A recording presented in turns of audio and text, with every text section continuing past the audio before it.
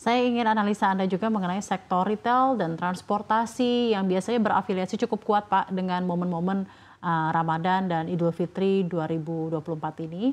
Apakah ini juga menjadi sektor yang cukup prospektif untuk diamati pelaku pasar? Bagaimana Pak?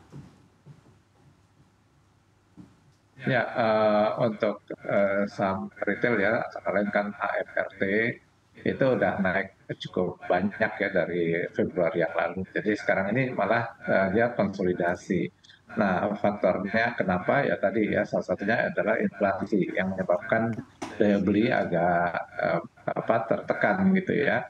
Kita kan juga melihat bagaimana dalam beberapa laporan sebelumnya eh, apa namanya kelompok menengah itu sudah mulai eh, makan deposito istilahnya, makan tabungan ya, sehingga tabungan pihak ketiga untuk deposito yang di bawah 100 juta itu berkurang gitu ya. Jadi daya beli ini jadi apa namanya ancaman ya untuk sektor retail ini. Nah, kalau kemudian seperti transportasi, contohnya adalah Bird ya.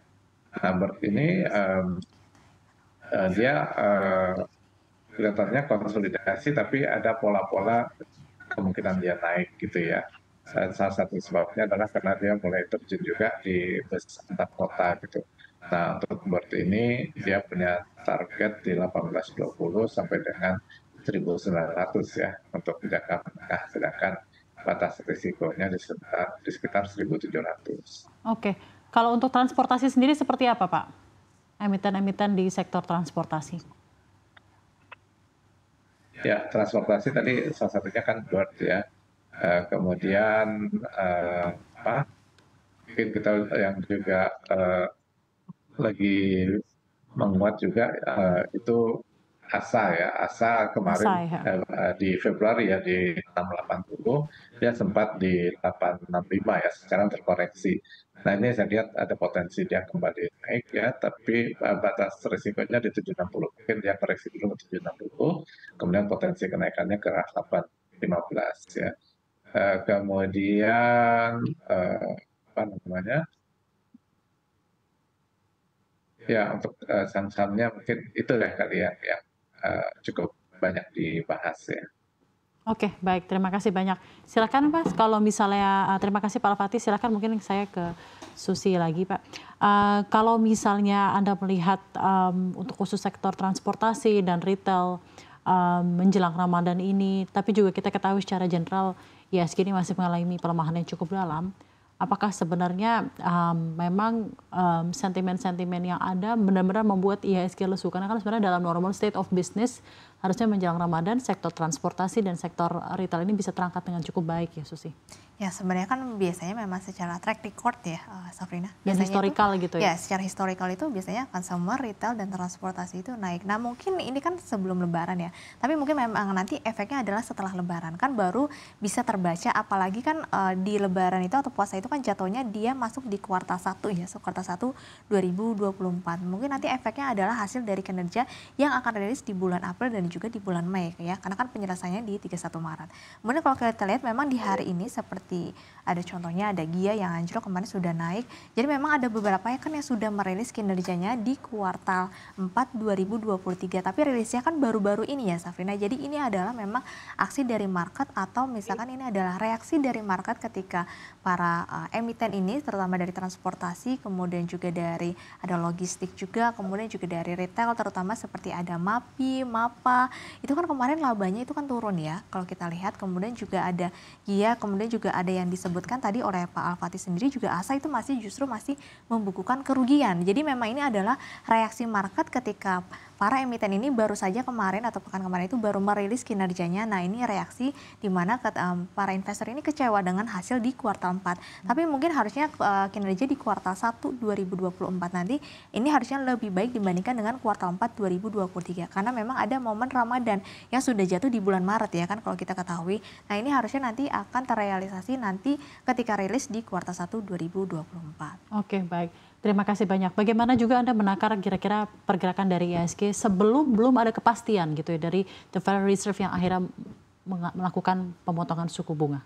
Ya sebenarnya kan nanti di pekan ini juga akan ada pidato ya dari the Fed sendiri atau dari Powell sendiri mengenai ekonomi outlook yang biasanya ini bisa menjadi dasar apakah nanti bulan Juni akan jadi melakukan cut rate atau justru akan menahan lagi. Dan itu nanti akan rilis pada hari Jumat. Nah ini memang tentunya pasar kita sudah tutup ya hari Jumat ya, ini berarti reaksinya nanti akan terjadi di pekan depan ketika kita sudah buka di 16 April 2024. Tapi kalau kita melirik ya di mana kan The Fed ini kan memang sudah sekitar 70%-an memang para pelaku pasar ini optimis nih bahwa The Fed ini akan memangkas suku bunga di bulan Juni 2024. Tapi justru memang pergerakan ISG saat ini justru lebih dominan itu dipengaruhi atau dari faktor-faktor domestik, yaitu salah satunya tadi sidang MK, kemudian juga ada restrukturisasi dari kredit perbankan, kemudian juga memang ada dari kinerja keuangan yang justru anjlok seperti dari saham-saham logistik, kemudian dari retail, kemudian juga ada saham-saham batubara yang justru kinerjanya turun, walaupun secara komoditasnya sekarang sudah mulai naik lagi. Memang justru dari domestik sendiri yang memang menjadi pengaruh pergerakan ISG. Tapi dikarenakan ISG kita akan open atau akan buka hanya sisa esok hari, memang harusnya ini agak cukup sulit ya, apalagi cadangan devisa kita itu baru akan rilis di hari Jumat ya kalau nggak salah. Jadi ini dimana para pelaku pasar ini punya waktu yang cukup mepet sekali nih Safrina. Jadi memang ini harusnya bisa menjadi dasar bahwa memang sekarang pasar itu lebih cenderung wait and see, baru nanti habis lebaran mulai melakukan transaksi lebih volatile lagi. Oke, baik, terima kasih banyak. Dan terakhir mungkin analisa Anda mengenai pergerakan rupiah mungkin sampai sekitar ya lagi-lagi momen ketika the Federal Reserve masih akan tetap menahan suku bunganya.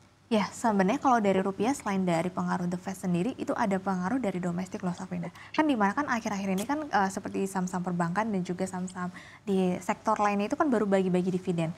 Nah, sedangkan kan kalau kita lihat di mana para investor ini kan bukan investor domestik aja, ada investor asingnya ya Safrina. Nah, itu ada terjadi namanya repatriasi dividen. Jadi repatriasi dividen ini di mana manajemen ini harus membagikan dividen kepada investor asing yang dalam bentuk dolar. Jadi permintaan dolar ini menguat seiring dengan juga dari The Fed sendiri. Nah, hal inilah yang mendorong rupiah kita tuh makin melemah karena permintaan dolar kita itu makin menguat di kala repatriasi dividen ini terjadi. Oke, baik, terima kasih banyak atas analisanya Susi. Sekarang saya mungkin ke Pak Al-Fatih sebagai penutup saja di diskusi kita pada sore hari ini.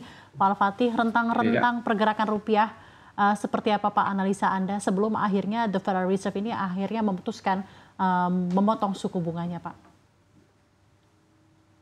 Ya, jadi kalau kita lihat ini sudah menguji harga-harga tinggi yang pernah terjadi selama ini ya di sekitar 16.000 angka psikologis, dan kita lihat bagaimana BI itu sangat menjaga ya supaya tidak melampaui angka psikologis 16.000.